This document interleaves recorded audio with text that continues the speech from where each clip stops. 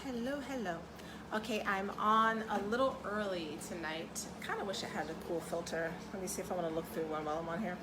I'm on a little early tonight because I'm teaching a class on, well, not teaching, but I'm doing a talk.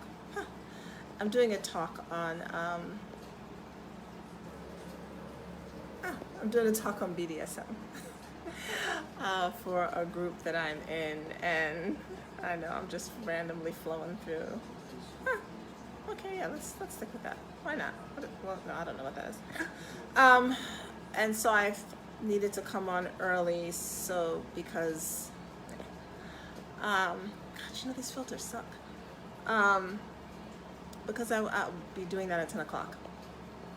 And I'm sorry, I know this is really crazy that I'm just looking for a filter on here, but I don't know, I just wanted something different.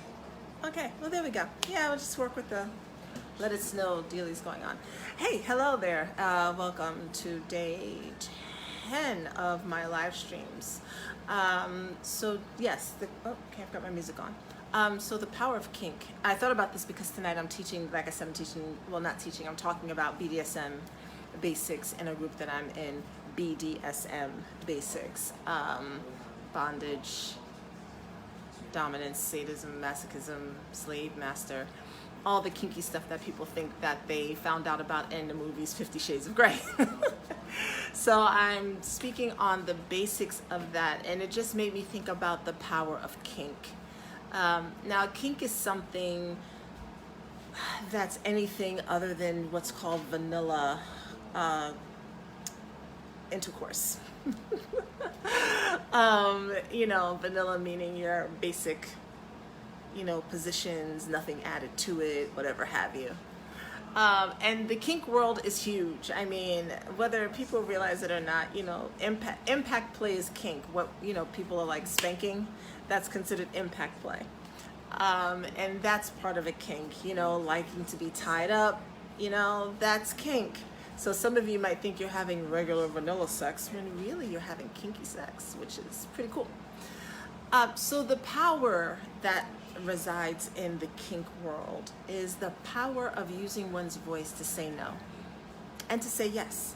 So I'm going to speak specifically to the dom sub dynamic because that's what most people are familiar with, and that's what most people think that kink is. They think it's like a dom sub relationship, and most people are not familiar with the dynamic of the DS relationship.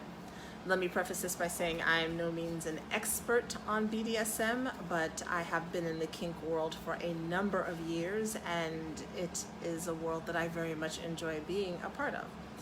So in the dom-sub relationship, people often think that it is the dom that tells the sub what to do, and that the sub is somehow like a slave to the dom. That is not the case. Even in the slave master dynamic, that's not something I'm a fan of, but there are people who love it. The slave is a slave, but let me explain. So in the dom-sub relationship, and this applies to the slave master as well, the submissive is the one with the power. The submissive is the one who says, these are the things that I like. These are the things that I want done to me. Here's how I want them done. And then the dom says, okay, I would like to do these things because it brings me pleasure to do these things to you and with you. So the submissive is putting themselves in a position to be dominated by someone else. This actually involves a huge amount of trust and communication. This is why dealing in the kink world is actually so healing.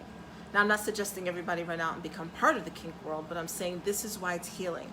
Because in regular vanilla sex, people don't talk about what they want. People don't talk about what brings them pleasure. People don't talk about a position that brings them pain. Like there's a fear of hurting the other person's feelings. And so there's silence. And then women, I know women will do this because I've been in the conversations. Like, well, how was that? It was whack. I know, I dated myself with that. He didn't know how to do X, Y, and Z. He didn't know how to do A, B, C. Oh, no, it wasn't good. And then it's like, okay, but did you tell him what you wanted? Did you talk to him about it beforehand? Did you have any discussion whatsoever about your likes, dislikes, desires? Nope. Okay. Then how was he supposed to know? Right? Because there's this idea in women's minds that men are automatically supposed to know what to do with our bodies. But then we say, we're not like every other woman. Can't go both ways. And men do the same thing, right? Men will talk about like how the experience wasn't that great or anything like that, but didn't have a discussion beforehand. So people don't talk. They don't talk about sex, right? They don't talk about it. But in the kink world, you have to talk about it. Now, kink does not equal sex. People who are engaged in BDSM are not necessarily having any sex at all. Their relationship is strictly kink. There's no penetration. There's none of that whatsoever, right? And they're still getting off on it, which is kind of cool. But so even still with that component, take out the intercourse. Even with the intercourse, there's so much discussion that happens beforehand. What are your boundaries? What can I do? What can't I do? What is it that you want to get out of this? What are your likes and dislikes? What are your desires? And this is both from the dom and the sub. They're both having this discussion with each other. So that when they go in and set what's called a scene, and the scene is when you act out whatever this play is that you're doing. When you go into the scene, everyone's really clear as to what's happening and what's going on.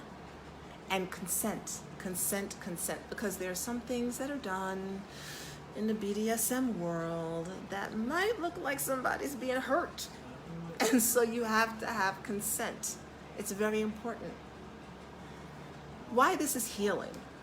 Well, if you're someone who's never felt like you had a voice in the bedroom, either because you just haven't felt like you were allowed to, because of religious morals put on you, because of sexual assault or molestation, and you've never really felt like you had the right to say no when it comes to your body, being involved in kink is a beautiful way to find your no and your yes. It's a beautiful way to figure out what your boundaries and limits are and to tell someone what they are. When you're a sub, it's a wonderful way to say, yes, I like that, and then stop. And the dom stops. And so you can then feel that power within yourself. You get to decide as the sub how fast, how hard, how slow something is happening. You are in complete control. This is how I have found the kink world to be extremely healing. It's a place where you learn how to use your voice. It's a place where you learn how to test yourself. Now, I know this is not for everyone, and I completely get that. But if you were curious, or if you wanted to see if what I'm saying might be true, I know that it's one of the ways that I was able to find my voice, being in the sub position. It's really one of the only times I can, and I've realized this about myself, it's really one of the only times I can be submissive is if I'm involved in a scene. But it really helped me to be able to articulate. It's one of the ways I learned how to articulate myself, my wants, my needs, my desires. It's one of the ways I learned how to say no. It's one of the ways I learned how to negotiate. Was being involved in that environment. So that's it. I just, since I'm doing this little talk tonight, and I was thinking in my mind what I wanted to talk about, and then realized, I need to come on here because at 10 o'clock I'll be there. I thought, well, this is a cool topic to talk about, and I haven't spoken about BDSM or kink in a while. I encourage you to do your research. Research. I would say if you have any questions, ask me, but I'm concerned about the types of questions that I would get in my inbox. So I don't know about that.